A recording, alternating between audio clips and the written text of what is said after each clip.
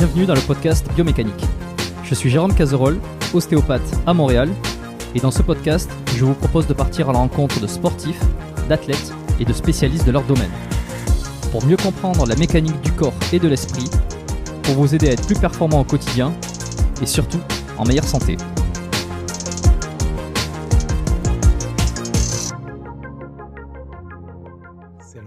Dans ce nouvel épisode du podcast Biomécanique, bienvenue à tous.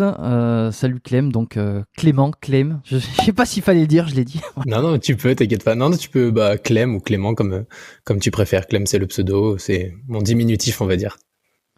Bon, eh ben voilà, on est lundi. On n'est pas lundi quand on enregistre, mais on est lundi quand cet épisode va sortir. On va parler aujourd'hui d'un peu un peu beaucoup même. Je sais pas combien de temps cet épisode va durer. Comme d'habitude, à chaque fois, on part dans l'inconnu et l'au-delà quand j'enregistre ces épisodes.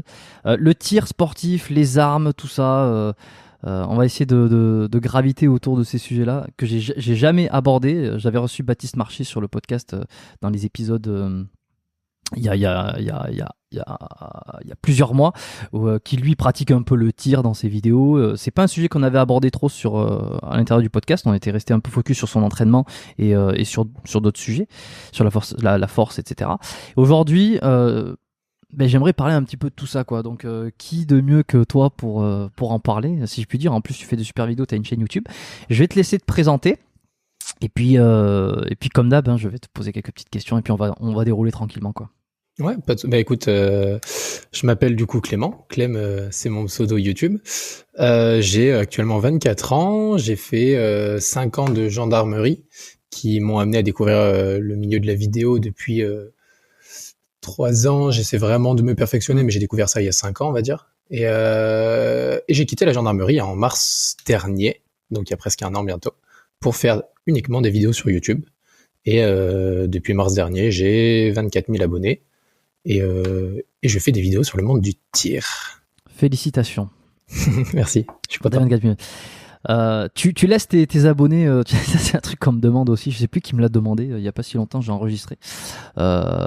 J'ai enlevé volontairement le nombre d'abonnés qu'il y a sur la chaîne YouTube du podcast. Ouais, j'ai vu. Ouais.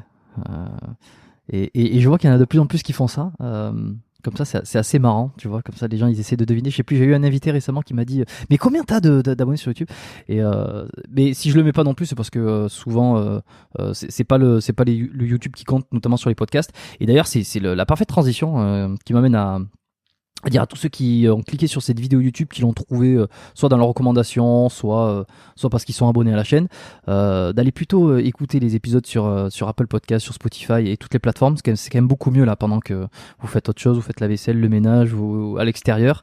Voilà, au lieu d'écouter de la musique, ou même pendant qu'il y en a ils font du cardio, pendant ma séance de cardio tous les matins j'écoute les podcasts, c'est génial.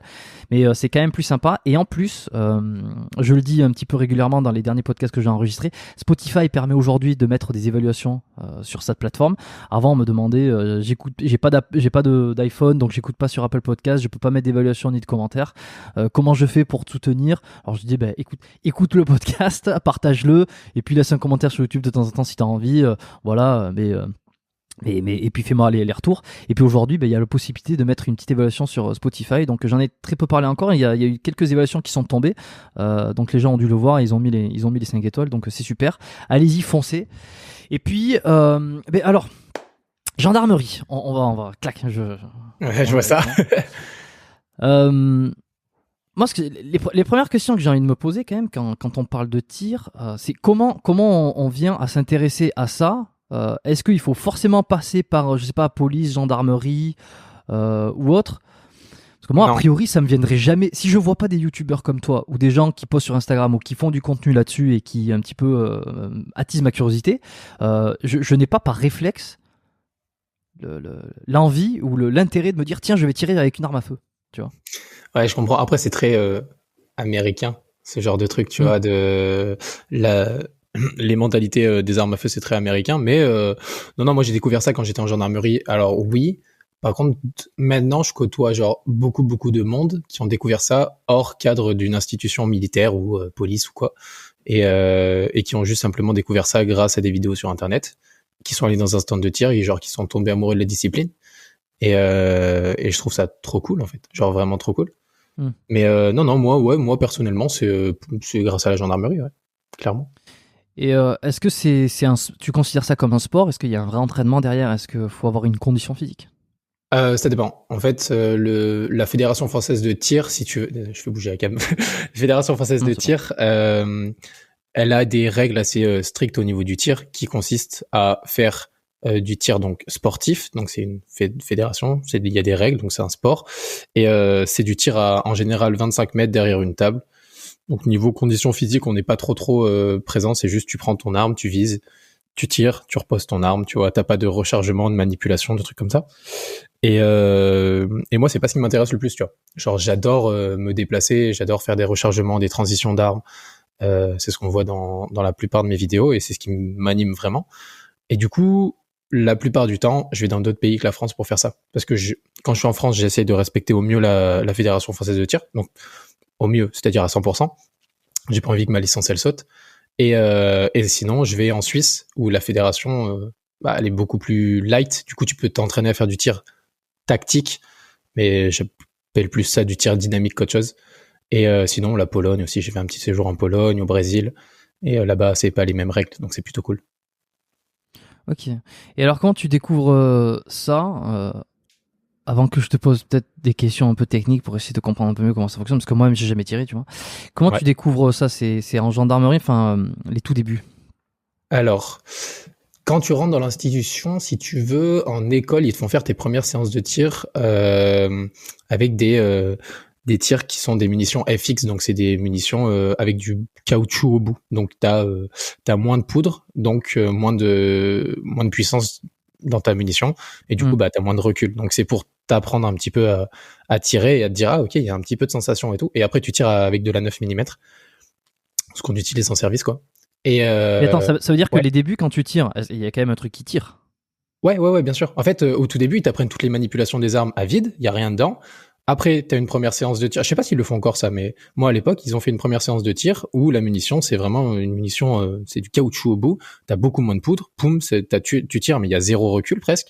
Et c'est juste en mode, ah ok, ça fait ça comme sensation. On passe à une munition un peu supérieure, la 9 mm, et là tu fais, ah ok, il y a de la flamme, il y a une odeur de poudre, il y a du vrai recul, il y a quelque chose, tu vois. Et Mais avec le caoutchouc, là, si t'as quelqu'un si t'as quelqu'un en face, tu le tues quand même. Hein. non, Même pas. tu fais très mal. Genre, ça fait vraiment très mal, ouais. Ok. Non, à partir Ok. du moment où tu peux neutraliser quelqu'un avec de la 22 long rifle. Je sais pas si tu vois ce que c'est la 22 long rifle comme munition. Absolument Pas pas. du tout. C'est vraiment tout petit, c'est super fin et c'est pareil, on dirait qu'il y a du caoutchouc au bout. Par contre, Hein. ça peut faire très mal au niveau de la tête, ouais. Ok. Et alors, quelle sensation ça te fait la première fois que tu tires, ne serait-ce qu'avec ces bouts de caoutchouc là? Bon, en général, tu te chies dessus, hein. Ah ouais? Même Ouais. avec un truc qui est pas censé tuer pour le coup? Bah en fait, le truc, c'est que en gendarmerie, ça dépend des cadres, tu vois. Les gars qui t'encadrent dans les parties de tir, t'as certains mecs qui te mettront zéro pression, ils seront super cool avec toi et tout. Ils vont te dire, si tu stresses et tout, il y a pas de souci, ça arrive, on a tous stressé et tout. Et t'en as qui sont un peu plus sur en mode, bon les gars, il est 14 heures, vous tirez vos munitions, vous vous barrez, tu vois. Et donc du coup, t'as pas le temps de vraiment comprendre ce que tu fais ou de kiffer ce que tu fais. Et donc t'es un peu en stress. Surtout en école, c'est noté, tous tes tirs sont notés, donc t'es un peu en stress. Et tu te dis bon bah j'ai même pas le temps de comprendre vraiment la sensation, donc ouais tu te chies un peu dessus quoi. Mais après ça dépend des gens, t'en as qui ont vraiment très gros stress, t'en as ils s'en foutent, t'en as ils ont déjà tiré quand ils arrivent en école. Donc moi j'avais jamais touché une arme de ma vie à part tu sais les carabines plomb à la fête foraine classique quoi. Ouais, c'est vrai. C'est beau aussi. Ça, enfin, on a tous fait ça. Mais pour le Ouais, coup, voilà. c'est pas la même. C'est pas du tout la même sensation alors. Non c'est clair que non. Ok. Et alors une fois que, quand tu tires, toi t'es un petit peu stressé. Et ça fait quelle sensation pour tous ceux qui en vont écouter cet épisode et qui n'ont jamais tiré avec une arme à feu, avec un pistolet? C'est comment? Alors, on va faire avec le 9 mm parce que les munitions inférieures, t'as pas beaucoup de sensations. Mais du tir avec du 9 mm pour les premières sensations, moi, le premier truc que je me suis dit, c'est ok, avec ça, je peux neutraliser quelqu'un. Tu vois, genre c'est le premier truc qui m'est venu, c'est ok, c'est une arme le truc, c'est pas un jouet, c'est ok, ça peut faire mal. Tu vois. Du coup, je me suis directement dit, ok, c'est quoi la sensation vraiment que j'ai eue là à l'instant? L'odeur de poudre, la flamme, la chaleur qui sort du canon, le recul dans tes bras, parce que avec les années et tout, tu commences à vraiment encaisser le recul, tu peux tirer plusieurs coups d'affilée. ta main elle va pas trop bouger. La première fois, ton arme, elle monte super haut, tu vois. Et non, c'est vraiment cette sensation de bon, ok, c'est puissant, il y a quelque chose, tu vois. Et ouais, je sais pas, c'est la sensation de pouvoir neutraliser quelqu'un directement et de te dire bon, c'est pas un jouet, règle de sécurité, quoi. Mais après, t'as pas plus peur que ça. Hein. Ok, c'est intéressant. Et ça fait quoi de je suis assez fasciné, hein. Enfin, quand je dis fasciné, c'est ni dans le terme ultra positif, ni ultra négatif. C'est fasciné. En tout cas, ça attise ma curiosité ou mon intérêt, ou ma réflexion de me dire qu'il y a de plus en plus, effectivement, de fascination en France pour les armes à feu, tu vois. Enfin, quand je dis en France, c'est peut-être parce qu'il y a plus de chaînes YouTube qui se font dessus, parce qu'on en parle de plus en plus. C'est possible. J'en vois certains aussi qui en pratiquent, tu vois, qui disent ouais, de temps en temps je vais, je sais pas, on n'a pas appelé ça des influenceurs ou des gars qui partagent leur vie sur les réseaux, que j'ai déjà vu, qui vont pratiquer, ils vont faire des séances de tir.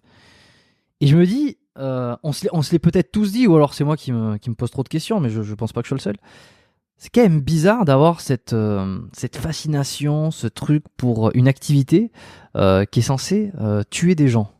Tu vois, ouais, quand on pratique la force athlétique, bon, apparemment on fait de mal à personne. Quand on pratique le tennis, le foot, la muscu, le street workout, ce que vous voulez, mais quand on tire avec une arme, il y a forcément pas une philosophie, mais un truc derrière, tu vois, qui est que c'est pour tuer quelqu'un. Ouais, à la base l'arme elle était faite pour tuer, mais je pense, sans exagérer, que 90% des mecs avec qui je tire dans les stands de tir, ils ont pas cette réflexion-là, tu vois. Genre, c'est du plaisir, c'est du tir plaisir. Après, je tire beaucoup avec des mecs qui sont pas militaires, policiers et tout. Et ouais, je crois que c'est juste du tir plaisir. C'est comme s'ils faisaient du tir à l'arc, tu vois. Parce que t'as les mêmes, comment dire. Ouais, t'as les mêmes choses qui sont nécessaires pour le tir à l'arc que pour le tir avec des armes à feu. T'as la même concentration, t'as les mêmes manipulations, faut faire attention à ta direction.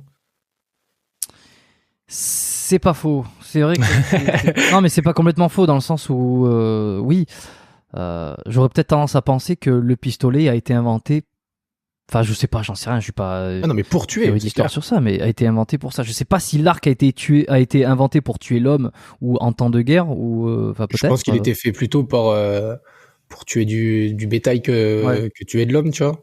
Mais c'était pour la chasse, je pense. Et je pense plutôt que l'arme à feu a été utilisée pour tuer l'homme. Mais je t'avoue que ne pas avoir cette réflexion, moi, parce que je suis un peu hors du cadre opérationnel maintenant. Je suis réserviste, tu vois, seulement. Donc j'y pense de temps en temps, mais très rarement. Et sinon, toutes les séances de tir que je fais dans ma vie, je me dis juste sécurité. Et je ne prends pas plus conscience que ça que je peux tuer quelqu'un, parce que si mes règles de sécurité, elles sont... c'est carré, tu vois, il n'y a pas de souci.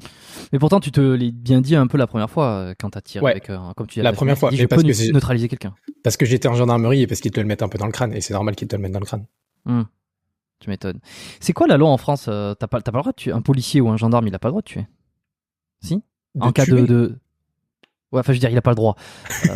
T'as pas le droit de tuer, mais que tu sois policier ou gendarme, t'as pas le droit de... Non, mais... t'as le droit de... Évidemment. Mais tu sais, j'ai l'impression que la loi, elle est beaucoup plus souple, par exemple, aux États-Unis, où on voit beaucoup plus de... Non, mais t'as une légende urbaine un peu qui te dit, par exemple, si quelqu'un t'attaque au couteau, tu dois te défendre avec un couteau, tu sais. Ça, c'est du pipeau, tu vois. Genre, un gendarme ou policier, il est soumis à la légitime défense. C'est l'article 122.5 du code de pénal ou du code de procédure pénale. Et au final, l'article te dit que nul n'est pas pénalement responsable la personne qui, devant une atteinte injustifiée envers elle-même ou autrui, donc quelqu'un qui t'agresse au couteau par exemple, dans ce cas-là, tu peux faire recours à la légitime défense, donc tu peux neutraliser l'individu qui est face à toi pour soit t'attaquer toi, soit attaquer quelqu'un d'autre. Tu vois. Donc en fait, tu peux neutraliser quelqu'un si la vie de quelqu'un ou la tienne est mise en danger. Et il n'y a pas un truc comme quoi tu dois privilégier une partie du corps qui ne va pas tuer plutôt que la tête, tu vois pas. Je sais pas, t'as vu, je dis neutraliser à chaque fois parce qu'en fait c'est un terme, c'est très parce qu'en fait, on t'apprend à viser la zone pelvienne. Donc c'est entre les côtes et le dessous, on va dire ça doit être on va dire 3/4 du haut de la cuisse, tu vois. Et cette zone, c'est la partie qui, on va dire, si tu prends une balle dedans, t'as moins de chances de mourir que si tu la prends dans la tête ou dans le corps, quoi. Ouais. Ça, on vous encourage juste pour éviter de tuer quelqu'un. Ouais, c'est ça. C'est juste, on te dit, tu vises ici, tu prends le réflexe de viser ici pour pouvoir neutraliser quelqu'un. Ok. Ça, c'est marrant. Enfin, non, c'est pas marrant, mais c'est. Ok. Pourquoi tu rentres dans la gendarmerie, toi, au départ? C'est pour ça? Pour les armes? C'est un truc qui t'attire ou tu le découvres là et c'est pour d'autres raisons? Avant de vous laisser poursuivre cette vidéo, je fais une petite pause de quelques secondes juste pour vous rappeler que cet épisode est disponible en format podcast, donc audio sur Spotify, Apple Podcast, Deezer, Google Podcast et toutes les plateformes d'écoute. Vous pouvez donc le retrouver en entier et profiter de tous les épisodes du podcast Biomécanique ailleurs que sur YouTube. Ça vous permet d'écouter le podcast dans votre voiture ou les transports pendant vos déplacements, lors de vos entraînements, lors de vos repas si vous êtes tout seul, ou bien avec toute votre famille, bien évidemment. Mais également pendant que vous faites la vaisselle, pendant que vous faites le ménage, ou même sous la douche. Bref, tous ces moments où vous n'êtes pas obligé de rester derrière un écran. Ça fait des années que j'écoute moi-même des podcasts uniquement sur ces applications, et croyez-moi, ça a changé ma façon de consulter du contenu. Donc faites-moi confiance, foncez sur les plateformes d'écoute, vous le regretterez pas. Non, pas du tout. En fait, si tu veux, il y a eu les attentats du Bataclan juste avant que je passe mes concours, moi.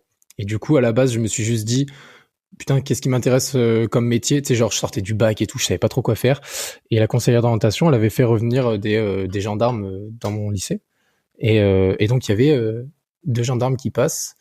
Et ils me parlent du PSIG, du GIGN, des trucs un peu d'intervention. Et je me dis, putain, c'est cool. J'ai envie d'un métier qui bouge. J'hésitais entre l'armée, les pompiers de Paris ou la police, tu vois. Je découvre ça. Je me dis, bah go en gendarmerie. Du coup, je m'inscris au concours de gendarme adjoint volontaire. Et là, il y a les attentats. Et du coup, je me dis, vas-y, c'est ça que je veux faire, en fait. Je veux pouvoir défendre des personnes et tout. Je veux pouvoir être utile à ma société. Donc, go, quoi. Et du coup, au final, j'ai passé les concours juste après, quoi. Toi, t'as envie, par exemple, quand tu vois les attentats du Bataclan, ton truc, c'est de te dire, je veux faire partie de ceux qui vont rentrer à l'intérieur pour défendre, pour neutraliser, comme on dit, les terroristes, ou Non, comment non, tu t'engages pas pour ça, mais tu t'engages simplement pour dire, ok, il y a des mecs qui font un métier où les mecs ils ont des couilles et ils défendent des personnes. Et je veux faire ça. Je veux avoir des couilles, défendre des gens, être utile dans mon métier, tu vois. Et non, du coup, je voulais un métier d'action, donc la gendarmerie, ça marche bien. Je voulais un métier où j'étais utile, ça marche bien aussi. Mais sinon, c'est...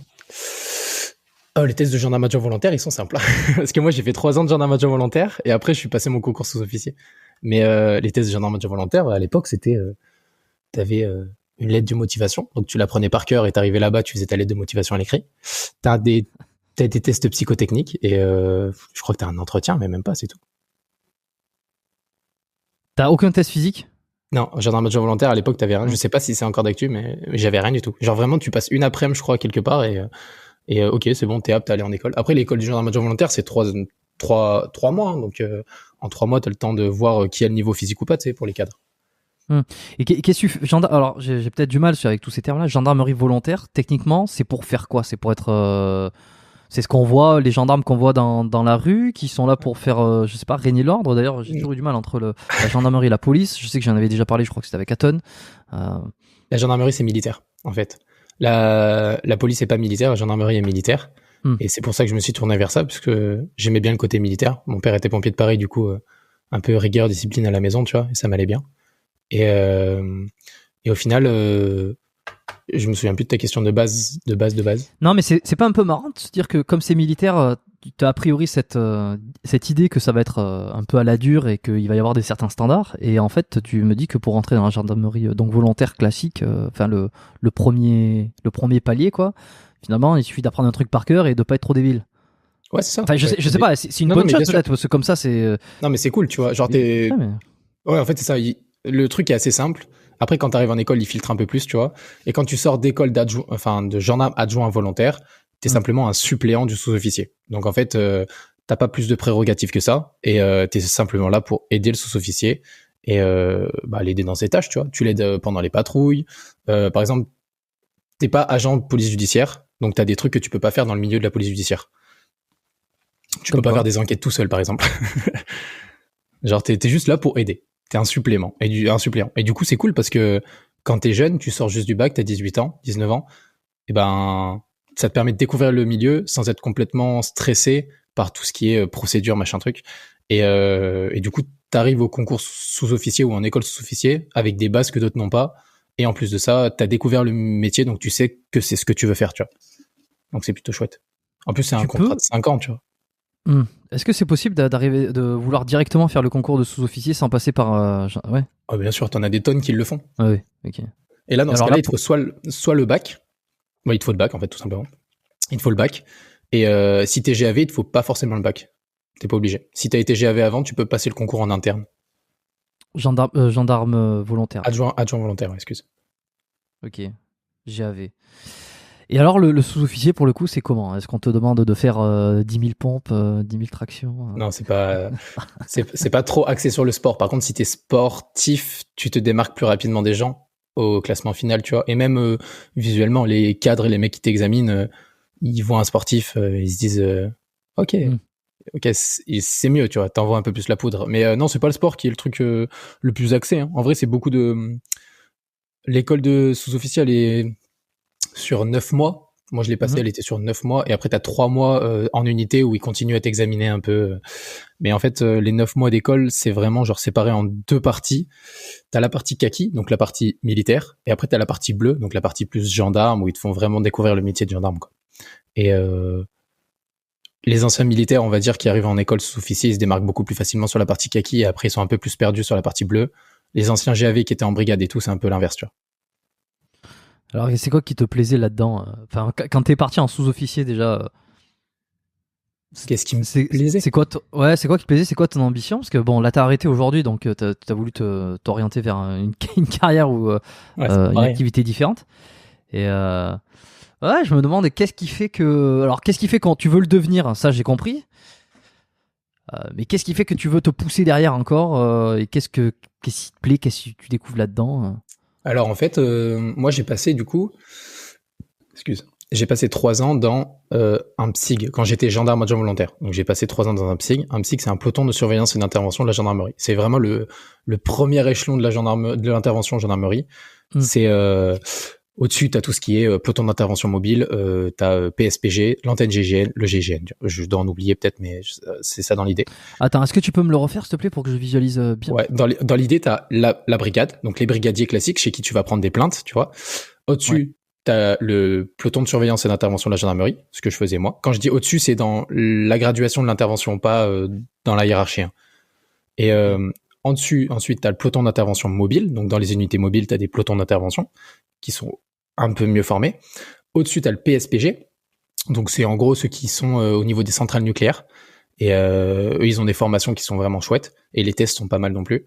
Après, au-dessus, t'as l'antenne. Mais qu'est-ce qu'ils font en centrale nucléaire? C'est quoi l'objectif? Je pas envie de dire de la merde, mais en gros, il y a beaucoup de sécurisation, et ça leur arrive de faire des domiciliaires aussi. Putain, tout ce charabia. tout ce lexique, quoi. Ok, très bien. Et alors, au-dessus de ça, au-dessus de ceux qui t'amènent les centrales nucléaires, t'as les... Au-dessus, t'as antenne GIGN et GIGN, donc ce que faisait Aton. Ouais, ça, c'est le top, ça. Ça, c'est les mecs... c'est le top. D'ailleurs, j'invite tous ceux qui découvrent ce podcast à aller écouter l'épisode avec Aton, qui était le numéro 70, qui est génial. Ne serait-ce que pour le petit passage qui fait partager de Jean-Claude Van Damme, le message sur la messagerie vocale de Jean-Claude Van Damme qui nous fait partager à la fin de l'épisode en exclusivité. Ça, c'est exceptionnel.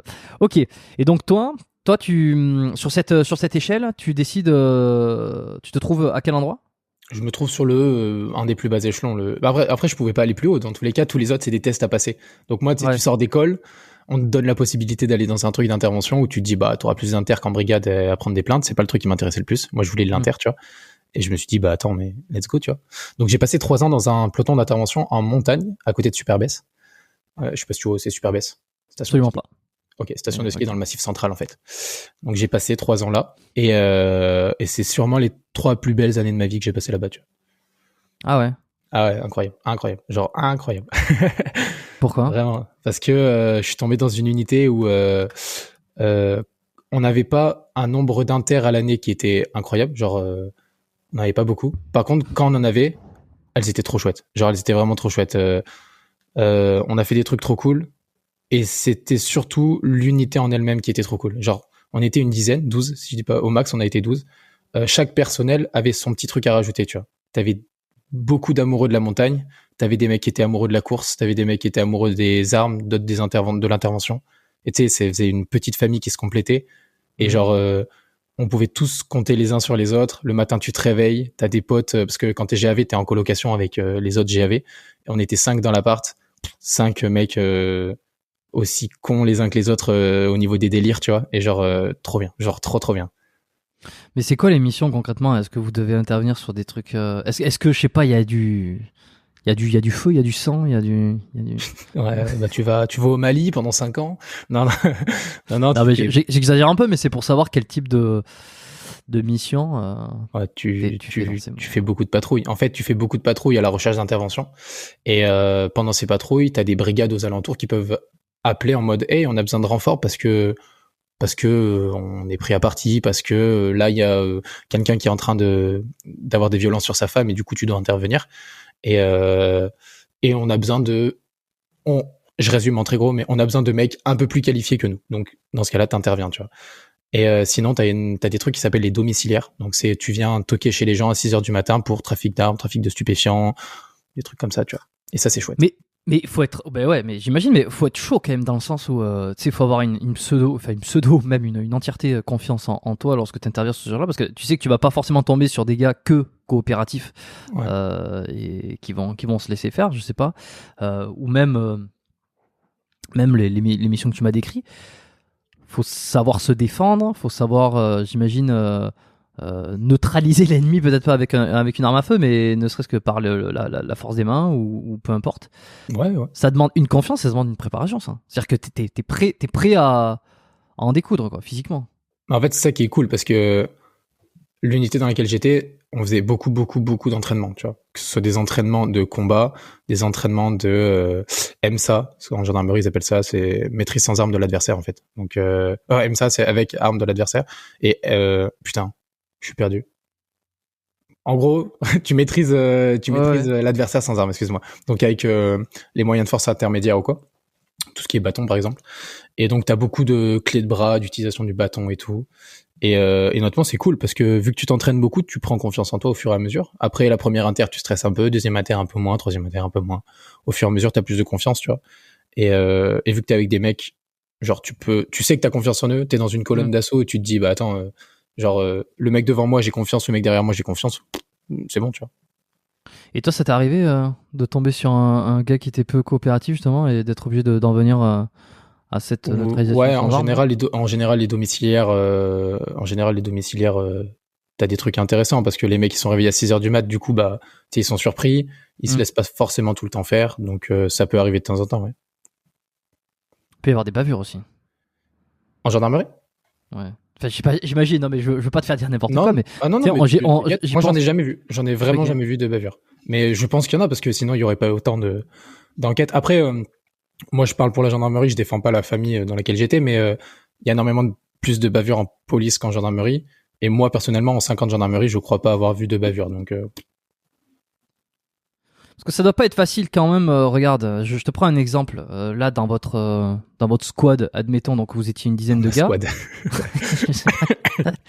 Oh, je réinterprète tous les termes, moi. Hein. Ouais, je vois ça. Tu vas t'en rendre compte. Dans ta team, dans ton équipe, il y en a forcément certains, je sais pas, qui ont des expériences, qui ont du passé, qui ont peut-être, je sais pas, une enfance plus difficile que notre, ou la famille qui se sont, enfin des parents qui se sont battus, ou genre, enfin bref. Et quand ils arrivent sur ce genre d'intervention, ça peut résonner un petit peu de manière personnelle. Est-ce que des fois il n'y a pas comme un truc de revanche, ou alors je dis n'importe quoi, tu vois, tiens, il y a quelqu'un son frère il est tombé dans la drogue plus jeune, et puis là il se trouve que 5 ans plus tard ce type là il doit faire une intervention sur quelqu'un qui vend de la drogue. Est-ce qu'à un moment donné, lorsqu'il va pas le neutraliser, il va pas lui en mettre une ou deux gratuitement, mais tu sais qu'il va passer ça, on est tous des êtres humains, quoi. Ouais, non, mais je pense que ça a dû arriver ou ça arrive, tu vois. Moi je sais juste que dans ma squad il y avait pas ça, tu vois. C'était vraiment si t'avais 5 gars dans la colonne d'assaut, c'était 5 gendarmes qui font qui font le travail de façon la plus professionnelle et possible. Et genre j'ai pas vu ça moi, donc c'est ça aussi que j'ai beaucoup aimé, tu vois. Il y avait pas de moment où on ressortait d'un inter et qu'on disait t'as les gars, on a merdé, quoi. Genre, il y avait pas ça, tu vois. Il y avait vraiment du, putain, ok, bon, le boulot a été fait, c'est cool, on rentre chez nous, on va manger à Burger King, et tu vois, Finex. Burger King, c'est pas très santé ça. Bob. C'est quoi le, je sais pas, la pire ou la meilleure intervention dont tu te souviens? Oula. Moi, j'ai pas fait des trucs de fou, tu sais. Non, mais juste comme ça, Ouais. tu vois, pour que ça donne une petite idée. Toujours curieux. Qu'est-ce que j'ai fait comme pire et comme meilleure intervention? Ah si, il y avait un truc qui était cool. Je crois que c'est la pire et la meilleure en même temps, peut-être. Donc c'est cool. Genre, on a été, enfin, il y a une dame en fait qui est venue à la brigade. Si tu veux, mon psy était collé à la brigade. Genre, t'ouvrais la porte, t'étais dans la brigade à côté, donc t'avais les gens qui venaient porter plainte. Genre, tu les voyais de temps en temps. Et donc il y a une dame qui vient à la brigade où j'étais et qui dit, voilà, il y a mon mari qui a laissé un mot sur la table de la cuisine en disant, je repars, je pars dans l'endroit que j'aime le plus, tu vois. Et en fait, tu sais, c'est un truc de suicide, quoi, en gros. Et elle disait, bah, moi, je sais pas où c'est l'endroit qu'il aime le plus, donc je sais pas où est-ce qu'il va tenter de se suicider. Enfin, elle le disait pas comme ça, hein, mais t'as compris l'idée, quoi. Et en fait, si tu veux, du coup, on lui a posé pas mal de questions, et on a fait 4 groupes, 4 ou 3, je crois, aux 4 endroits qui étaient les plus potentiels, tu vois. Enfin, du coup, moi, je pars avec 2 collègues dans un endroit qui s'appelle la Dent du Marais, je crois, ou la Dent de la Rancune, je sais plus exactement, sur le massif du Sancy, qui est un endroit où en fait t'as vraiment une falaise, genre c'est une falaise le truc. Et il y avait déjà eu des tentatives de suicide là-bas.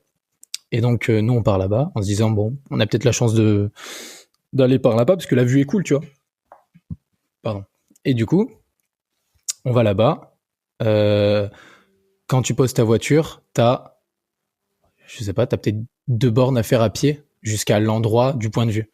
Donc du coup, t'es en plein hiver, dans la neige, je sais pas, t'as genre ça de neige, tu vois, et, euh, et tu dis bon bah let's go, tu vois, et tu vois 2-3 traces de pas, tu te dis ok, intéressant, ça peut peut-être être là. Donc du coup, tu bombardes, et pendant 2 kilomètres, t'es plein sprint avec ton arme, t'es équipé comme un gendarme, donc tu bombardes pendant 2 kilomètres.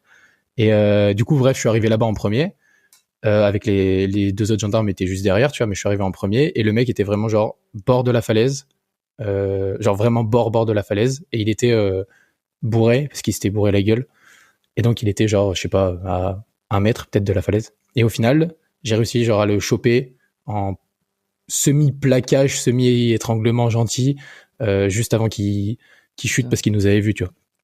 Et au final, on le met en PLS, il tombe dans les pommes, massage, enfin, on s'occupe de lui, les premiers soins, l'hélico qui arrive, le chien qui arrive et tout se passe bien. Mais au final, c'est juste que je me dis, 30 secondes plus tard, peut-être il était en bas. Tu vois, donc juste le timing était bon, tu vois, et je me dis, ok. Tu sais, tu ressors de ça et tu te dis, ok, j'ai été utile. J'ai été utile. Parce qu'au final, le gars nous a remercié le lendemain et tout. C'était juste qu'il avait craqué mentalement. Et non, genre là, tu te dis, ok, j'ai été utile, c'était cool, mais sensation d'adrénaline, quand même, de peur de voir le mec au loin et de faire, ouais, ok, putain, j'ai 30 mètres encore à faire de façon la plus discrète possible, ça va être compliqué. Ça fait très ambiance, comment tu l'as décrit, très rivière pourpre. Je sais pas si t'as vu le film. Ouais. Si, c'est ça l'idée, ouais. Falaise, montagne, neige, ouais, c'est arrivé au bon moment. Et tu racontes ça avec plus ou moins d'émotion, mais tu sais, un petit détachement et tout quand même. Mais qu'est-ce que ça fait quoi sur le coup? Il y a vraiment une satisfaction. Enfin oui, j'imagine, mais je sais pas, tu t'y repenses après les jours d'après parce que je me dis tiens, si je sauve un mec du suicide, si je sais pas, c'est un truc qui te travaille un petit peu, même si c'est pas mal quoi, tu vois. Je crois pas.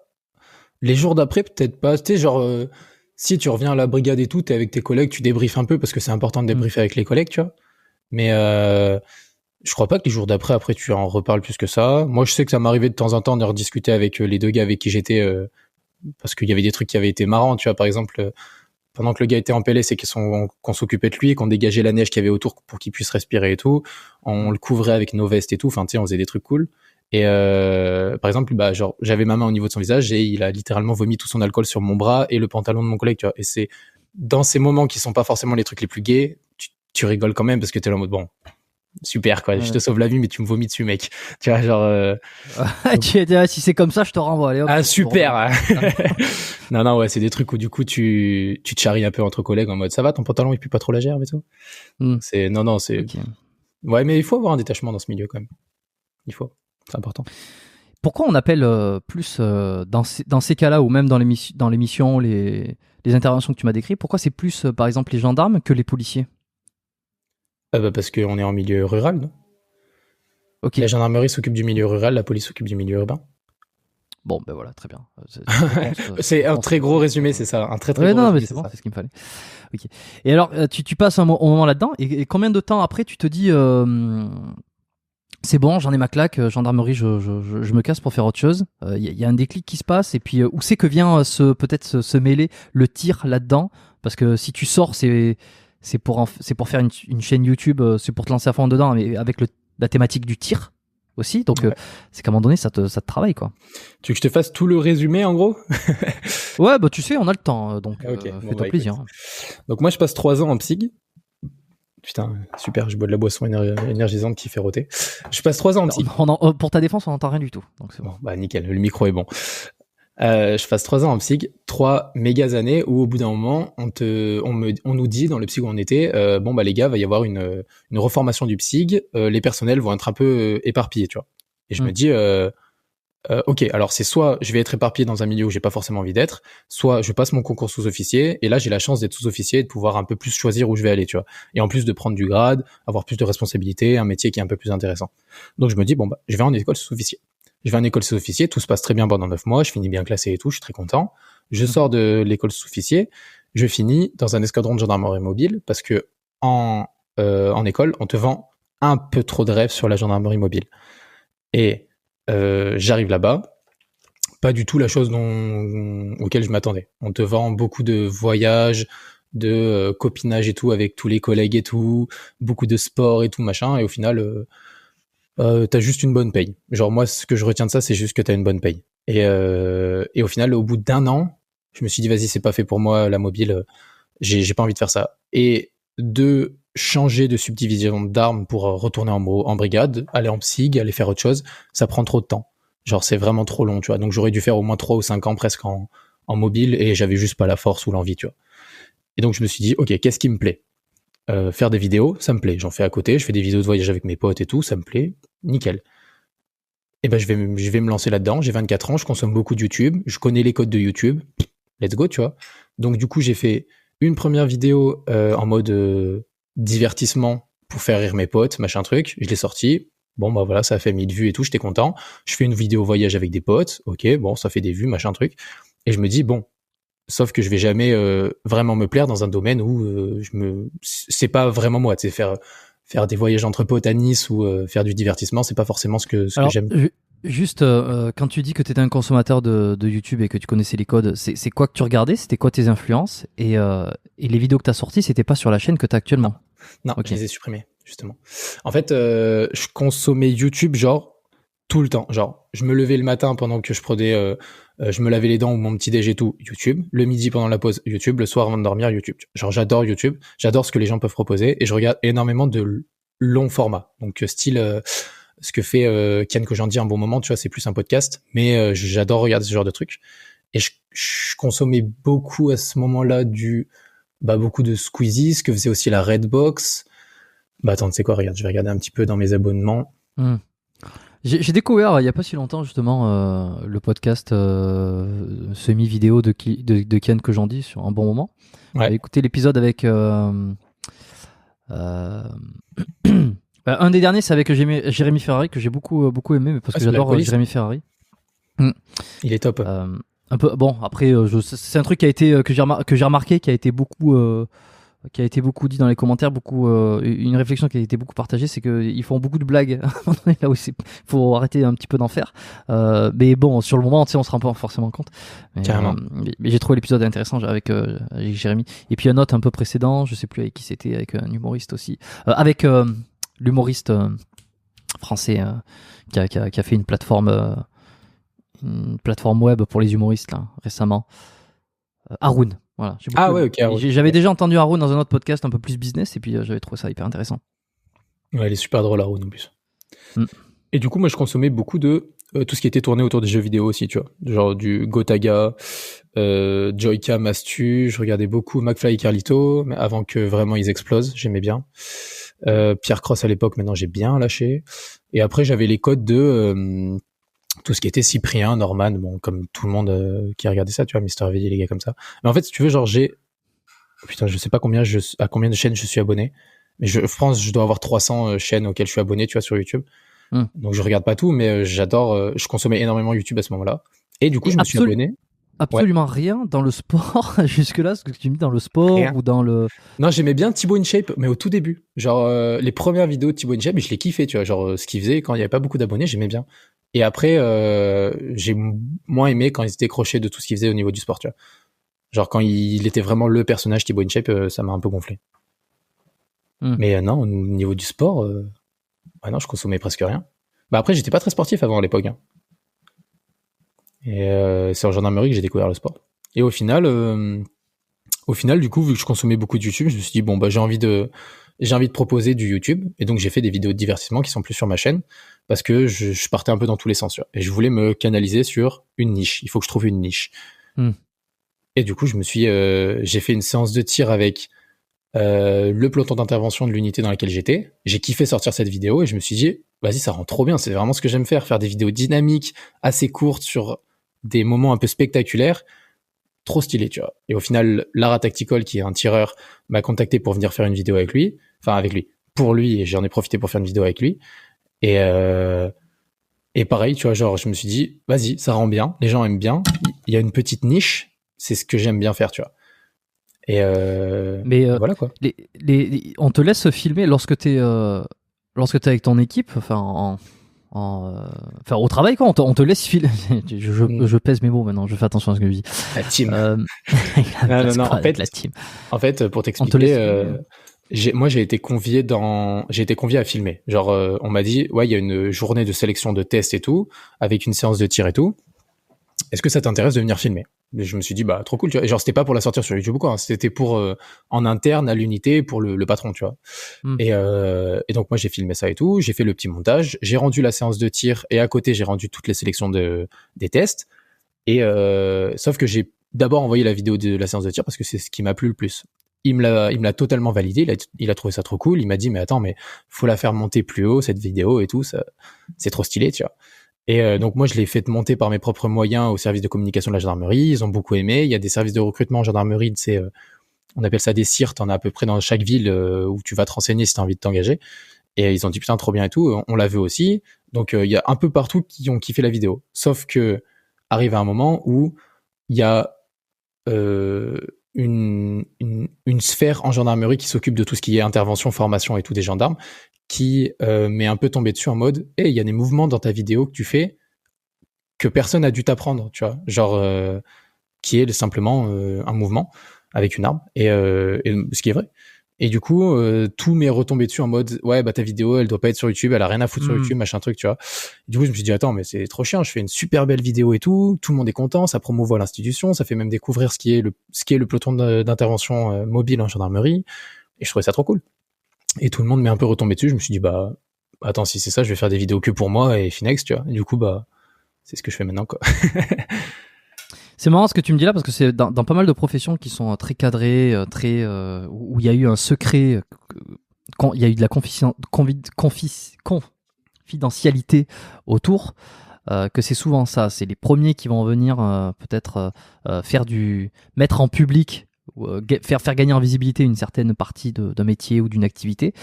Il va y avoir ceux qui vont dire oh c'est super, on découvre, on connaissait pas, et puis ça fait découvrir au plus grand public. Et puis t'as toute une autre partie qui va venir critiquer en disant non mais ça tu peux pas mettre ça parce que ça participe pas. Et c'est des choses qui sont, il y a de l'indéontologie, il y a de l'éthique personnelle. Là dans ces métiers là tu vois c'est très gendarmerie très structuré. C'est je pense au kiné aussi parce que quand j'avais eu l'épisode récemment qui est sorti avec ton kiné Emric qui disait que c'est plutôt le cas de Major Mouvement, mais il a essuyé un petit peu aussi le fait de montrer des techniques, le fait de partager des connaissances sur le corps et sur la thérapie. C'est que tu te reçois pas mal de foudre de certains autres kinés, médecins qui te disent non, ça, faut pas dire ça. Et donc il y a à la fois de la bataille d'ego, il y a de la bataille des idées, la bataille des convictions qui cache souvent derrière de la bataille d'ego. Et c'est ce qu'on voit souvent. Enfin, c'est ce qu'on voit souvent. C'est ce que j'ai l'impression. Non, mais c'est clair. Après, là, je pense pas que ce soit de l'ego ou quoi. C'est vraiment genre, il y avait un mouvement en particulier. les mecs qui s'occupent de faire de la formation se sont dit, mais attends, mais t'as pas à montrer ce mouvement en vidéo sur YouTube. Ce que je conçois, tu vois, genre j'explique ça de façon un peu genre le mec est genre je suis saoulé, mais c'est parce que moi je m'étais buté à faire une belle vidéo et tout que je suis saoulé. Mais sinon je conçois totalement le concept. Et non, je crois pas que ce soit un concept d'ego, tu vois. Mais je sais pas. C'est dommage.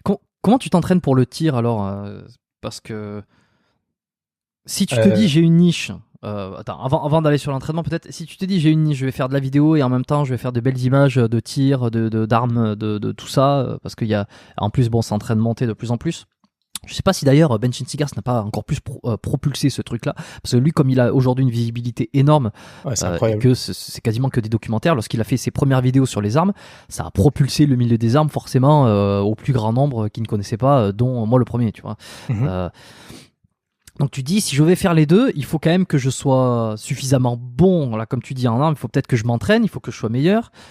Comment tu concilies les deux et est-ce que lequel prend le plus d'importance, la création de la vidéo ou les techniques et la technique que tu vas montrer, quoi. C'est un peu en parallèle si tu veux, mais genre moi depuis le début j'ai assumé que je n'y connaissais rien et que je sortais de la gendarmerie où si tu te bases que sur la gendarmerie, tu tires que 40 cartouches par an, t'as pas de quoi progresser, genre t'as pas de quoi être bon en tir en gendarmerie. Du coup moi je suis parti de ce postulat-là, je propose des vidéos dynamiques, bien montées, mais par contre les gars, je ne suis pas bon, genre j'assumais ça vraiment depuis le début. Au fur et à mesure, j'ai vraiment kiffé tirer, genre je me suis dit attends, il y a vraiment un truc que j'aime faire, c'est progresser dans ce domaine-là, tu vois. Et avec toutes les personnes que j'ai rencontrées, tout le monde m'a apporté un petit truc en plus, tu vois. Ok, fais ça. Ok, essaye ça. Ok, ça ira mieux pour toi, tu vois, de faire ça. Et au fur et à mesure, j'ai progressé là en moins d'un an, en 8-9 mois peut-être, 10 mois. Et j'arrive à un niveau que je trouve cool, tu vois. Et maintenant, je peux me permettre dans des vidéos de proposer des manipulations, des mouvements, des déplacements que moi, j'estime stylés, tu vois. Alors qu'à l'époque, quand je regarde mes anciennes vidéos, j'avais un sale niveau de merde. Incroyable. Et comment tu progresses dans le tir ? C'est quoi les capacités physiques, tactiques qui sont demandées ? En tir sportif, je dirais juste de la régularité dans tes entraînements, tu vois. Genre quand tu vas en stand de tir à 25 mètres, tu fais en sorte d'être assez régulier sur tes trucs. Et à l'heure d'aujourd'hui, il y a tellement de vidéos YouTube que tu peux progresser de malade sur les vidéos YouTube, tu vois. Je pense pas que ce soit le meilleur des conseils, tu vois, parce que ça voudrait dire que tout le monde peut s'entraîner avec des vidéos que tu trouves sur internet. C'est des fois tu trouves un peu de la merde genre aux États-Unis, mais même en France des fois. Mais non, sinon je dirais tu tombes dans un stand où les mecs sont passionnés. Genre vraiment le meilleur truc c'est tu tombes dans un stand où les mecs sont passionnés, comme moi au cercle de tir de Wissou, tu vois, à Paris. Tu tombes là et tous les gars qui sont là-bas, ils te donnent tous des petits conseils, tu vois. Genre tout le monde est là en mode attends, essaye ça, ok, ça marche, ok, essaye ça, ok, ça marche, tu vois.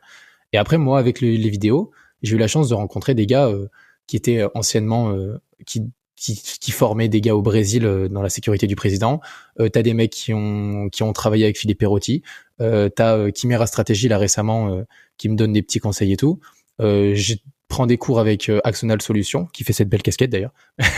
Mais non, c'est genre enfin je sais pas, je commence à rencontrer plein de gens qui te donnent plein d'astuces et tout. T'as les gars du Swiss Gun Center en Suisse et tout. Enfin genre c'est juste de la rencontre et des petits tips pour moi. D'accord. Ça veut dire que t'as pas besoin d'avoir une condition physique. Alors là, c'est pour le tir sportif il va s'agir en fait d'être précis dans des cibles et tout. Il y a pas de fioriture. Si tu commences à faire du tactique, comme tu l'as expliqué, donc avec des déplacements, tout ça, est-ce qu'il y a de la préparation physique derrière ? Est-ce qu'il y a des choses spécifiques ? Est-ce que je sais pas, il faut être quand même assez fit, faut avoir une certaine condition ? Pas forcément, parce que tu sais, c'est des trucs un peu c'est des trucs de courte durée, les exercices qu'on fait en tir. Tu restes pas 1h30 non-stop à défourailler de la mine, tu vois. C'est des trucs qui durent des fois 20, 40 secondes, 1 minute 30. Donc en fait, ça va. Moi, je suis juste que j'aime bien le sport, donc je m'entretiens. Et ça m'arrive de temps en temps de faire des entraînements qui sont spécifiques par rapport au tir. C'est rare, mais ça m'arrive. Tu fais quoi comme sport, toi ? Beaucoup de muscu et crossfit et de course. Je reste complet, quoi. Classique. Okay. C'est qui que tu suis dans le milieu de qui tu t'abreuves de conseils ? Dans le monde du sport ? Ouais. En vrai, pour la muscu, je crois Thibaut InShape, ses premières vidéos, genre entraînement épaule, entraînement bras, les trucs comme ça, tu vois. Ouais. Genre, tu sais, elle date d'il y a 6 ans, tu sais, genre, je les regarde toujours et j'aime bien. Sinon, j'aime bien Bazinga Fit. Il a un sacré niveau naturel, tu vois. Et sinon, non, j'ai un livre qui s'appelle CrossOps pour, en fait, ça te donne des exercices de CrossFit, mais je l'ai peut-être là. Ouais, je l'ai là. C'est ce que ça me dit pas quelque chose, ça. C'est un livre noir, je sais pas si tu connais. CrossOps. Attends. Et en fait, dedans, t'as plein d'exercices avec des photos et tout. Et ça te donne genre des WOD à faire à la piscine, des WOD à faire avec matériel, des WOD à faire sans matériel et tout. Et franchement, c'est cool. Genre, quand t'as zéro idée, tu vas à la salle, tu fais, ah, ok, je vais faire ça au pif. Et c'est chouette. Ouais. Puis en plus, c'est un truc entraînement sportif militaire. Donc, exactement. On est dans le. Ah non, ouais, mais j'aime bien, tu vois, ce concept-là de juste, tu te butes à faire des WOD un peu mili. J'aime bien. Ouais. Genre le Murph, par exemple. Ok. Et quand tu quittes la gendarmerie, alors c'est officiellement, tu dis c'est bon, j'en ai absolument. Enfin, j'en ai marre, terminé, bonsoir. Ouais. Ouais, en fait. Je voudrais plus faire ça, quoi. Ouais, c'est ça. En fait, j'ai voulu prendre un congé sans solde qui me permettait de me barrer en ayant une certaine sécurité derrière, tu vois, de me dire, bon, bah, si je trouve rien, j'ai plus d'argent ou quoi, je retourne en gendarmerie et c'est cool. Le problème, c'est qu'il m'a été refusé et du coup, bah, j'ai fait, bon, bah, ciao, démission. Donc, j'ai rompu mon contrat, je suis resté dans la réserve pour pouvoir quand même toujours avoir un petit pied dedans, c'est toujours sympa, tu vois. Et ouais, direct, je suis arrivé, j'ai ouvert ma boîte de production vidéo là, donc le site dont on parlait avant de tourner là.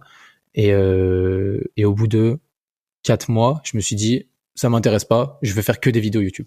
Et là maintenant, j'essaie de sortir vraiment le mardi à 18h, une semaine sur deux, une vidéo YouTube, tout le temps. Ah, c'est marrant parce que ok, enfin, t'as plus du tout cette envie, enfin, le truc du départ qui était ou même monter les échelons. De servir à quelque chose. Ouais, non, mais non. On peut se dire, je le sers, moi. Tu vois. Non, ça ne sert à rien. Non, mais si, ça sert déjà à plus de 20 000 personnes qui sont abonnées, visiblement, donc tu peux pas dire que ça sert pas.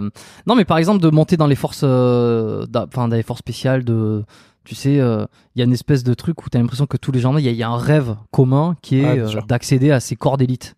Bien sûr. Après, beaucoup. Je sais pas si tu vois à peu près ce que c'est les tests. T'as dû en parler avec Aton un peu, les tests du GGN. C'est pas donné à tout le monde. Genre, j'ai un pote là récemment qui a passé les tests. Physiquement, je pense que c'est le mec le plus péchu que je connaisse. Depuis qu'il a 5 ans, le mec il s'entraîne pour passer les tests. Et semaine de sélection, il se fait mal, tu vois. Enfin, il va les retenter, il va les avoir, j'en suis certain. Mais ça n'empêche que c'est pas donné à tout le monde de rentrer dans une unité comme celle-là, tu vois. Et soit t'en as conscience et tu te dis, bon, je vais arriver dans une unité où finalement je serai pas aussi libre que ce que je pourrais faire en étant peut-être vidéaste, tu vois, youtubeur. Soit je donne corps et âme à mon institution et je vais dans cette institution, enfin dans ce truc-là, tu vois, au risque peut-être d'échouer et de me blesser sur des sélections. Et moi, j'ai préféré la première option, clairement. Ok, et tu te vois comment là, faire plus de vidéos sur ta chaîne, faire intervenir d'autres gars, ou alors changer un petit peu parce que là, t'es sur le tir, donc c'est quand même quelque chose de très spécifique. Et je crois comprendre que la vidéo t'intéresse plus que le tir t'intéresse, mais je crois savoir que la vidéo en elle-même peut-être elle prend un peu le pas, ce qui veut dire que tu vas diversifier. Ouais, carrément. En fait, au début, je m'en foutais je voulais juste faire des vidéos de tir, tu vois. Genre, c'était ça le truc de base, faire des vidéos avec mon pote. Après, je me suis rendu compte que j'aimais beaucoup faire partager plus que de tirer, tu vois. Et au final, il y a des vidéos de tir où je tire presque pas. Genre, j'invite une pote à venir tirer pendant toute la vidéo. On me voit pas tirer une seule cartouche. Je m'en fous. Genre, ça me dérange pas du tout. Et je veux juste partager, faire découvrir des choses à des gens, tu vois, essayer des petits défis. Dans le monde du tir, je dois avoir des idées, je sais pas, je dois avoir 50 vidéos en tête au niveau du tir. Et à côté, j'aimerais bien me diversifier. Genre, proposer des petits vlogs, proposer des petits hors-série, tu vois, proposer des trucs un peu plus perso. Parce que je reçois beaucoup de messages sur Insta qui me disent, hey mec, on adore ton contenu, mais on aime plus ta personnalité que ce que tu proposes, tout simplement, tu vois. Et je me dis, bon, bah, ça veut dire que je peux me permettre de me diversifier un peu, tu vois. C'est pas tout le monde comme ça. Il y en a qui adorent juste des vidéos de papa dans tous les sens. Mais c'est pas ce que je ferais tout le temps. C'est quoi les différentes armes? Parce que tout à l'heure, d'ailleurs, tu as parlé de le 8 mm, je crois, enfin les cartouches en plastique. 9 là, mm. ou... Ouais, T'as le FX, après au-dessus t'as le 22 long riff, donc c'est tout petit. Après t'as le 9 mm, ce qu'on utilise dans les pistolets, donc c'est ce qu'on utilise en service en gendarmerie. Après au-dessus t'as la 223, le 5,56 en fonction du système militaire ou pas. Après t'as la 7,62 pour tout ce qui est Kalachnikov, et après au-dessus j'y connais pas forcément. Si après il y a 308, 338 pour fusil de précision, tu vois, ce que je faisais en tir longue distance. Mais moi je suis pas un expert balistique. Ouais, non, mais moi je trouve ça fou, quoi, putain. Et même, t'as tiré au sniper alors? Ouais, j'ai tiré, au sniper, ouais, j'ai tiré au max que j'ai fait, du coup, ça reste toujours 900 mètres. 900 mètres, ouais. Mais Et alors, c'est comment? c'est chouette. Quoi C'est chouette. C'est pas le truc que je préfère le plus, mais c'est vraiment chouette parce que je sais pas si tu l'as vu ma vidéo où je tire avec un gars qui s'appelle Sylvain. Je pense pas, non. Non, je te l'enverrai après. C'est du tir longue distance où en fait c'est vraiment le truc le plus chill au max. Tu vois, genre vraiment c'est incroyable. Genre on est posés tous les deux allongés, on tire des cibles, on discute, on tire des cibles, on refait le monde, on tire des cibles. Genre c'est trop bien. Et je sais pas si ça se ressent vraiment dans la vidéo, mais j'ai passé une journée genre trop cool, alors qu'on n'a pas beaucoup tiré, enfin un peu, mais on n'a pas beaucoup tiré. Et c'est juste on a refait le monde. T'es allongé, t'es dans la nature. Ok, ouais, on essaye de tirer 5 fois d'affilée sur la même cible. Ok, vas-y, pam pam pam. Allez, on refait un peu le monde. Et genre, c'est trop bien. Le longue distance, c'est vraiment chill pour moi, tu vois. Et tout le reste, c'est un peu plus explosion. Ok. Est-ce que t'as déjà assisté assisté, je sais pas, c'est bizarre, ou eu vent ou avoir entendu des accidents là-dedans, parce que c'est hyper, on le voit sur les vidéos. Il y a des structures, il faut faire les choses dans un bon ordre, faut pas déconner. Il y a la sécurité avant tout. Évidemment, c'est une arme mortelle. Ouais. Est-ce que t'as déjà eu vent d'accidents? Oh, j'ai pas mal de potes qui ont des histoires à raconter là-dessus, tu vois, mais ils partent tous d'ailleurs la même conclusion. C'est quand t'es tireur, c'est soit ça t'est déjà arrivé un accident, soit ça va t'arriver. Il y a pas d'autre chose. Ah ouais? Et, Quel style? Parce que bah tu sais genre un coup accidentel dans un mur, un coup accidentel même dans un truc qui est fait pour tirer dedans, mais ça arrive, tu sais, pendant une manipulation, t'as beau faire attention, des fois ça t'arrive. Et du coup ils partent un peu de ce postulat-là, de soit ça t'est déjà arrivé, soit ça va t'arriver. Mais ça n'empêche que moi je n'ai jamais rien vu et je n'ai jamais rien fait comme bêtise. Mais t'essaies de travailler à 300% au niveau de ta sécurité et en général il y a pas de couilles, tu vois. Et moi c'est ce que j'essaye de faire avec tous mes potes, donc c'est cool. Okay. C'est important. Tant que tu te tires pas sur l'orteil, ouais, non, bien l'arme. Ou... La flemme. La flemme. Ouais. Ok. Bon, qu'est-ce que je voulais te demander aussi?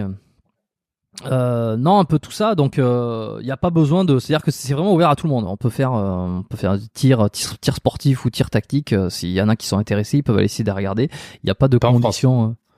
Tir tactique en France. Non, en France. Ah oui. Fédération française de tir, tu peux pas. Mais non. Pourquoi d'ailleurs?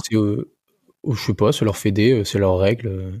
Comme, je sais pas, c'est comme au football, t'as pas le droit de prendre le ballon avec les mains si t'es pas gardien, tu vois. C'est une règle. Ok, mais je veux dire, il y a pas une.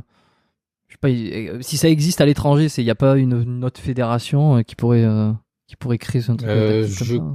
Si, ça pourrait en fait, ce serait sympa même, mais elle est vraiment ancrée, la Fédération française de tir en France, vraiment vraiment très ancrée. Je suis pas le mieux placé pour en parler. T'as Adrien du cercle de tir de Wissou qui fait des vidéos sur internet, qui est genre vraiment bon là-dedans. Et il connaît vachement bien ce sujet-là. Mais non, elle est trop ancrée en ce moment pour réussir à ouvrir une autre fédé. Peut-être que ça viendra avec le temps, peut-être qu'eux changeront leurs règles. Mais tu sais, à partir du moment où ils disent les gars, pas de holster en stand de tir, bah tu peux déjà pas faire de dégainer, donc c'est un peu compliqué pour faire du truc dynamique intéressant. Ouais, donc obligé d'aller à l'étranger, quoi. Et comme je disais, ouais, y a pas de conditions spécifiques. Ouais, faut juste pas que t'aies un casier ou que tu sois recherché, quoi.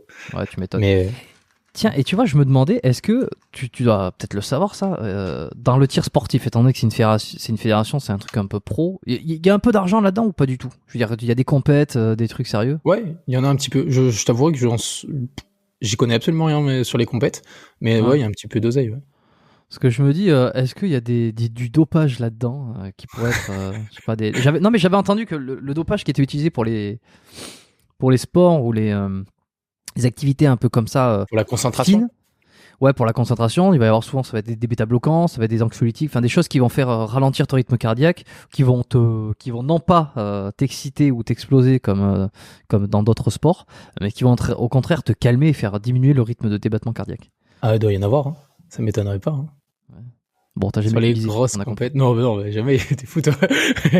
Ouais, avant chaque run and gun, je me prends un petit rail de coke. Non mais parce que, attends, les bêta-bloquants, qui sont des médicaments donc qui diminuent la fréquence la force d'éjection du cœur, donc qui sont là pour te calmer. C'est un truc qui est vendu, c'est prescrit évidemment. Hein, t'achètes pas ça comme des Smarties à la pharmacie, mais c'est prescrit par les médecins. Mais c'est pas, c'est un médicament hyper répandu, si tu veux, surtout dans tous ceux qui ont des troubles cardiaques. Bon, après, je suis pas cardiologue non plus, tu vois, mais c'est assez répandu. Donc, c'est pas le truc le plus grave au monde, quoi. Tu vois ce que je veux dire? C'est pas plus grave que de prendre, pas plus qu'un anxiolytique une fois comme ça, qui va juste, à un moment donné, te faire baisser en pression, quoi. Ok, bah en vrai, je sais pas. Tu sais, les compétitions, je connais pas trop, mais ouais, ça m'étonnerait pas que dans certains sports comme ça, il y a des gars qui fassent ça. Ok. Alors, tu m'as dit, tu t'entraînes CrossFit? Ouais, muscu, muscu, de la course à pied. Je crois que c'est à peu près tout au niveau du sport. Après, si, tout ce qui est sport d'hiver, patinage, ski, snow, les trucs de saison, quoi. Mais je crois que c'est à peu près tout, ouais. Un peu de natation de temps en temps quand j'ai la foi. Ça a pas nécessairement de lien avec ton activité. T'es pas obligé d'entretenir un certain physique, une certaine préparation si tu le fais pour toi, quoi. Ouais, je le fais pour moi. Après, ça aide, hein. Enfin, genre, comment dire? Avoir des gros bras, c'est quand même cool pour tenir une arme quand tu tires vite, quoi. Genre, Ah ouais? j'ai fait une vidéo avec un pote, justement, sur de la préparation physique. Et en fait, on montrait en salle des exercices que tu pouvais faire avec des barres ou des haltères pour t'entraîner à travailler tes micro-muscles que tu utilises pendant le tir, tu vois. Et en vrai, c'est quoi? Genre, ça m'arrive de le faire de temps en temps. C'est plutôt cool. Mais sinon, non, j'ai pas une vraie préparation physique pour mes vidéos, quoi. J'en ai pas l'utilité. Ok. Comment tu manges? C'est quoi tes... En général, juste mal. curiosité. Non, non, non. Non, non, en vrai, je suis parti 3 semaines au Brésil, il y a pas très longtemps, la fin de l'année 2021. Et là-bas, j'ai un peu abusé niveau malbouffe et niveau alcool, tu vois. Et ça fait que je suis revenu avec un bide de bâtard. Et je me suis dit, vas-y, stop les conneries, tu vois. Et du coup, bah, j'ai demandé à ma marque qui me suit de m'envoyer des compléments alimentaires. Je suis allé voir une nutritionniste. J'ai fait les choses carrées, quoi. Et on va dire que là, j'ai perdu pas mal. Enfin, pas mal, pas énormément non plus, mais j'ai perdu, j'ai repris du muscle. Je me sens un peu mieux. Mais on va dire qu'en général, j'ai une morpho qui fait que si je bouffe de la merde, ça se voit direct, tu vois. Donc, j'essaie de faire gaffe. Tu prends des compléments? Ouais, j'en prends un peu. Ouais. Tu prends quoi habituellement? Je prends whey. Enfin, c'est pas vraiment de la whey, c'est plus de la prot végétale. Je prends de... Je vais te dire ça. Je prends des vitamines. Tous les matins, je prends des vitamines. Je prends du warm-up avant les séances. Et sinon, je prends pas mal de boissons énergisantes dans mes petits shakers quand je travaille. Parce que je suis un peu un gros consommateur. Mais tu sais, c'est une marque française, bio, végétale et tout. Ils sont trop cool, donc j'aime bien bosser avec eux. T'as un partenariat, c'est ça? Ouais, mais je m'en fous, tu sais. C'est même pas tant un partenariat, c'est juste que genre, ils m'accompagnent sur des trucs et j'ai même pas d'obligation de les promouvoir ou quoi, donc c'est cool. Ok. Des projets excitants là à venir 2022? Ouais, des tonnes. Ouais, s'il y en a un que tu peux partager. Regarde, je vais te sortir ma liste des vidéos de l'année que j'ai prévues. J'espère que tu vas faire une vidéo avec le Major Gérald, hein, parce que là, ça serait le bon fit. Il y avait un truc de prévu, finalement, c'est un peu tombé à l'eau. Genre, je m'en fous, tu sais quoi, je peux le dire. En fait, non, mais il y a rien, tu sais, il y a pas d'embrouille ou quoi, mais c'est juste que, genre, je lui ai proposé une vidéo, enfin, pas à lui, mais à son responsable communication, je crois. J'ai proposé une vidéo du style, viens, on fait un défi sportif qui dure une demi-heure. C'est un truc que font les Navy Seals à la base. Et je trouvais ça cool comme idée parce que le gars, il aurait explosé les temps, je pense. Et moi, j'aurais eu du mal à le suivre. Et tu sais, faire ça, plus une petite interview, en mode, on essaie de faire ça ensemble, on s'accompagne, on s'aide et tout. Ça aurait pu être cool, tu vois. Et il m'a dit, non, on va faire un podcast et tu répondras à mes questions. Genre vraiment, il m'a dit ça, tu vois. Et j'ai dit, mais c'est pas du tout le format que vous proposez. Il m'a dit, oui, bah c'est ça ou rien. J'ai fait, bon, bah ce sera rien.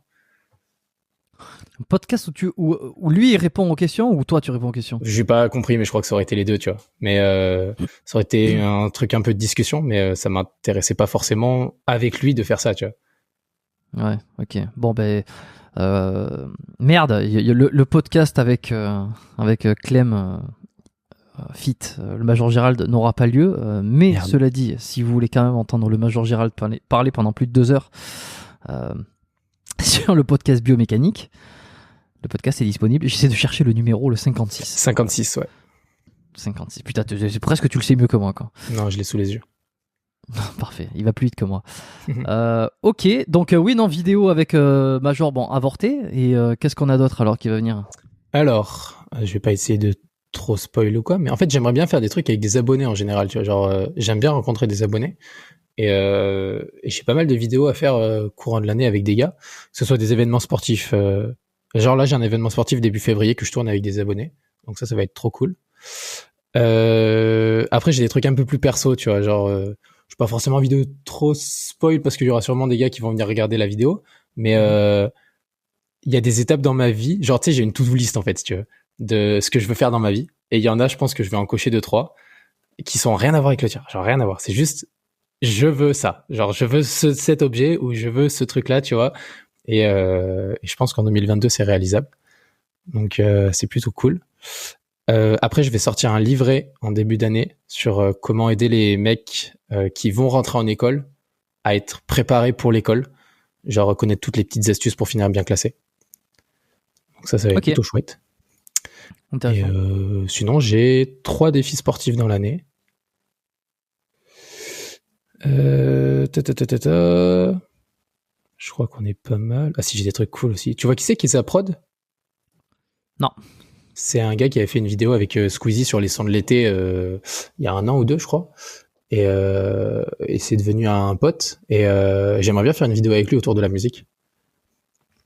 Donc rien à voir non plus, tu vois. Non, effectivement. Où c'est que t'en es toi dans ta réflexion sur la gendarmerie aujourd'hui? Est-ce que tu te dis tiens, ça me roboterait d'y rentrer?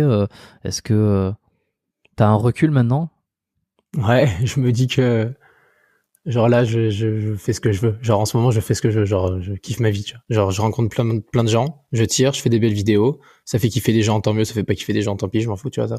Mais pour l'instant, ça a l'air de faire kiffer les gens. Et je sais pas, tu sais, genre auto-entrepreneur, c'est un peu le meilleur métier du monde parce que t'es ton propre patron et si tu te bouges pas le cul, t'as pas de métier, quoi. Et j'aime bien en fait être juste, c'est moi qui décide. En gendarmerie, il y a pas de ça, tu vois. T'as toujours un gars au-dessus de toi qui dira tu fais ça, tu vois. T'es pas forcément force de proposition dans certaines unités. Alors que là, je suis obligé de l'être vu que je suis tout seul. Donc non, j'ai le recul suffisant pour me dire que j'y retournerai jamais. Et j'ai le recul suffisant pour me dire que je préfère largement faire ce que je fais actuellement que la gendarmerie, ouais. Ok. T'as un conseil que tu te donnerais à toi-même si tu pourrais revenir 10 ans en arrière? 10 ans? Ouais, ça te fait peut-être un peu jeune. On va dire 5. 5 à 18 ans. À 18 ans, allez. Je dirais va quand même en gendarmerie, je pense. Je dirais va quand même en gendarmerie parce que ça m'a fait découvrir des trucs de fou, tu vois. Des trucs que tu peux pas faire dans le civil. Et je dirais peut-être ouais, amuse-toi plus. Genre encore plus. Genre je m'amusais vraiment, tu vois, mais amuse-toi encore plus, tu vois. Je dirais ça, je pense. T'as eu un modèle, un mentor en gendarmerie, une influence depuis que ce soit en gendarmerie ou ailleurs, quelque chose qui te porte? Il y a 2 personnes, on va dire, qui marquent un peu ma vie. Il y a un chef avec qui j'étais en unité. Pas forcément le nommer, je pense qu'il se reconnaîtra ou quoi si jamais. Mais moi et les autres gendarmes adjoints volontaires, il nous a vraiment poussé à passer le concours sous-officier, il nous a vraiment aidé. On s'est tapé des barres de rire sur la plupart des patrouilles avec lui, genre vraiment il est trop drôle. Et professionnellement parlant, il n'y a pas plus carré, tu vois. Genre impossible qu'il fasse une connerie. Et genre vraiment, tu sais, genre quand tu le vois, tu fais bon, il est sportif, il est drôle, il est cool, il t'aide. Let's go, quoi. Et ouais, non, il y avait lui. Et après, je dirais actuellement celui qui me donne des cours de tir, peut-être. Genre, j'aime beaucoup sa personnalité. Il est vraiment super gentil. Et en plus de ça, il est méga généreux. Donc, non, trop cool. Je pense que c'est 2 personnes, ouais. Ok, tu m'as recommandé tout à l'heure Cross Ops, enfin tu m'as parlé de ce livre-là. Ouais. Est-ce que tu as d'autres bouquins que tu as envie de me recommander qui t'ont marqué, ou que tu as trouvé bien récemment ou même depuis toujours? Alors non, par contre, je vais t'en montrer un, je veux savoir si tu l'as lu. Tu cours un peu ou pas, toi? Non. Non. Ah, merde. J'allais dire très peu, mais très peu serait mentir, donc non, je cours pas. T'as jamais vu? Alors la caméra a frisé malheureusement de ton côté, Merde. donc je vois pas actuellement. C'est quoi? Tu vois là ou pas? Non. Ah oui, attends. Bon, en gros, je te lis le truc. Il y a marqué courir lentement afin de courir plus vite et plus longtemps. J'ai reçu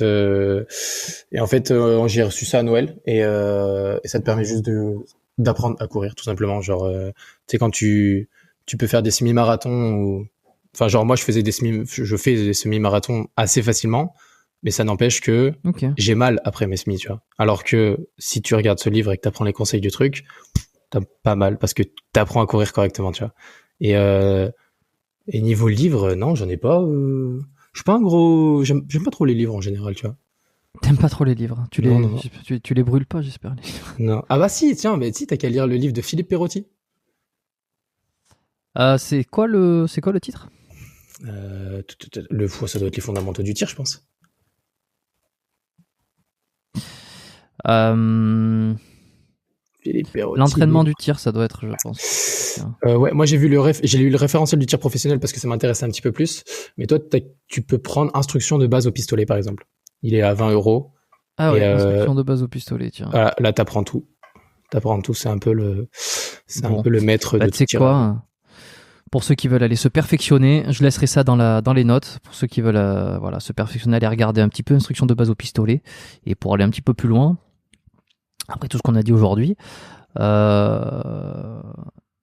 écoute, c'est pas mal, on a fait le tour. Je pense que je t'ai posé un peu toutes les questions que j'avais et c'était cool. Si on veut en apprendre plus sur toi, donc te découvrir, qu'on connaît pas, donc ta chaîne YouTube, c'est Claim, c'est Klaim. C'est ça. Ça sera le lien sera en description également. T'as un Instagram qui est plutôt sympa aussi parce que les photos sont jolies. On voit que t'es un passionné d'images. Et où c'est qu'on peut te contacter aussi? Je sais pas, t'as un LinkedIn, J'ai pas de un LinkedIn, mail? non. J'ai un mail, c'est contact.clem@gmail.com. Et non, après en DM Insta, je réponds à tout le monde. Genre, il y a pas un mec à qui je réponds pas. Et C'est bien ça change ça change parfois. ouais, j'aime bien. Sinon, non, bah, j'ai un Insta, j'ai un TikTok, mais ça ira. Enfin, genre, franchement, pas nécessaire de de regarder mes TikToks. C'est juste des extraits de vidéos qui plaisent aux gens, quoi. Mais non. OnlyFans, non, pas encore? OnlyFans bientôt, ouais, semaine prochaine, là, j'ouvre le OnlyFans. Très bien. Je mettrai le lien si jamais En il description. est sorti d'ici là. Parfait. Un dernier mot à rajouter avant qu'on se quitte? Écoute, non, merci beaucoup déjà de ce podcast. Je trouve ça trop cool. Et non, ça a écoute, changé, ouais. abonnez-vous à moi. Et non, si vous avez envie vraiment de découvrir le tir, allez simplement dans des stands de tir où vous savez que l'ambiance est bonne et où vous serez bien entouré. Si vous êtes sur la région parisienne, foncez au cercle de tir de Wissous, c'est là où tout le monde est trop gentil. Et voilà, écoute. Parfait. Ben, je te remercie d'être venu. Reste avec moi encore un petit peu. Merci à tous. Et vous avez vu un épisode un peu. Merci à tous d'avoir écouté jusqu'ici. Un épisode qui change. Voilà, c'est bien aussi de partir dans d'autres contrées. On n'est pas toujours obligé de parler de la même chose. Et puis plus ça va, plus j'ai envie d'aller découvrir des choses différentes. Et puis laisser la place à des sujets ou à des thèmes qui sont pas forcément prédominants depuis les débuts. Donc aujourd'hui le tir, un peu de gendarmerie, comprendre un peu comment ça se passe là-dedans, et puis il y a des parcours un peu différents. Et puis ça permet de faire découvrir des chaînes qui sont qualitatives, en tout cas sur la forme, sur le fond. Abonnez-vous au podcast parce que des épisodes différents il y en aura, mais des épisodes qui vont traiter de santé, de muscu, d'entraînement, de conditionnement physique, de prépa physique, de s'améliorer, de mieux se comprendre, et puis des parcours inspirants. Il y en aura encore plein, des bons épisodes qui vont arriver d'ici 2022, je l'espère, et puis je vous le promets en même temps. Et voilà, on va essayer d'aller chercher d'autres invités aussi qu'on me réclame beaucoup, qui aujourd'hui sont difficiles sont pas faciles à voir parce qu'ils ont un planning assez chargé. Et donc, faut se mettre un petit peu. Voilà, je fais quelques allers-retours avec des allers-retours mail, contact avec des personnes que beaucoup m'ont réclamé. Ça va arriver, ça va arriver. Je cite, je dis pas qui. J'essaie de m'empêcher de dire qui maintenant parce que ça me porte un peu préjudice. J'ai déjà spoilé. Malheureusement, ça m'est déjà arrivé de spoiler des invités futurs qui en fait ne sont pas encore venus, soit parce que ils m'ont claqué entre les doigts au dernier moment, soit parce que ça a été reporté ou reporté à des moments qui sont pas encore prédéfinis. Donc, je vais arrêter de dire qui c'est qui prochainement va débarquer tant que l'épisode n'est pas enregistré. Attends, juste je te coupe. T'as quelqu'un que t'aimerais vraiment enregistrer? Avec qui, genre c'est le dream? Ouais, bah, j'en ai déjà parlé, je sais plus, dans des épisodes plus anciens. On va dire le top du top que je me dis. On va dire que dans l'absolu, j'ai pas un mec genre l'ultime truc où ça y est. Il y en a plein, quoi. Tu vois, il y en a plein. Et puis ça peut varier en fonction des. Puis au fur et à mesure où ça avance, ça change aussi. Mais on va dire que je me suis mis un boss final dans ma tête où je me dis le jour où j'ai eu cette personne-là, je pourrais arrêter le podcast et puis ça sera juste exceptionnel. C'est Jean-Claude Van Damme. Mais c'est un peu un objectif, tu sais, à la fois un objectif vrai, mais aussi un running gag de me dire allez, on va aller chercher Jean-Claude Van Damme. Et il n'y a pas que Jean-Claude Van Damme, il y en a plein d'autres. Mais c'est vrai que JCVD, j'en avais parlé au tout début. Et c'est c'est le top du top. Si un jour ça arrive. Tiens, si jamais je le DM. Si jamais tu le DM, tu pourras le dire. Si jamais je fais un run and gun avec Jean-Claude Van Damme, écoute, je lui passerai ton numéro. Oui, bah alors je te remercie. Il y avait, comment il s'appelle, c'était avec Christophe Caru que j'en avais parlé aussi parce que il m'avait dit qu'à un moment donné il avait pu collaborer, il avait eu l'occasion de collaborer avec lui et il avait eu son numéro pendant très peu de temps, mais que Jean-Claude Van Damme est quelqu'un qui change régulièrement de numéro, comme beaucoup de méga stars qui de toute façon sont les numéros fuites. Ouais, et puis ils sont très vite harcelés, donc ils sont obligés de changer. Et puis c'est très compliqué de les contacter si t'es pas dans leur cercle très proche et qu'il n'y a pas vraiment un enjeu qui se fait derrière. Mais bon, sait-on jamais, parce qu'on a déjà vu JCVD intervenir sur des vidéos avec des gens comme ça. Bon, bref, c'était pour répondre à ta question. Je crois qu'on est bon. Merci à tous d'avoir écouté cet épisode. Notez-le, envoyez-le à vos amis, faites des captures Instagram, partagez-le, taguez-moi, taguez Clément également qui est que l'Instagram sera sur les notes, donc vous pouvez le retrouver. Comme ça fait partager la bonne parole. Vous faites découvrir l'émission à ceux qui la connaissent pas. Vous pouvez mettre les petites notes sur Spotify maintenant. Donc allez-y, bourrez sur les 5 étoiles. Si vous n'aimez pas ce podcast, ne le notez pas. Ou alors faites-moi un retour. S'il y a des trucs que vous n'aimez pas, faites-moi un retour plutôt personnel en me disant un petit peu ce que vous aimeriez entendre prochainement ou pourquoi tel épisode vous a moins plu, même si bon c'est pas que je m'en fous, mais c'est que si j'ai 90% de gens qui me disent là c'était pas génial pour ça ou là j'ai pas aimé que t'aies dit ça, etc., je vais peut-être me remettre en question, mais généralement j'ai de bons retours. C'est tout, je fais une conclusion qui dure 3 siècles. Je regarde si j'ai rien oublié. Non, je pense qu'on est bon. Vous pouvez vous inscrire à Lettres Biomécaniques aussi, qui est la newsletter. J'en parle très peu en ce moment, mais je pense que je vais essayer de lire un peu plus. J'ai pas eu trop le temps ce dernier mois d'écrire une newsletter, mais ça va revenir très vite avec des infos qui vont être sympas. Merci, à lundi prochain et portez-vous bien d'ici là. Bye bye.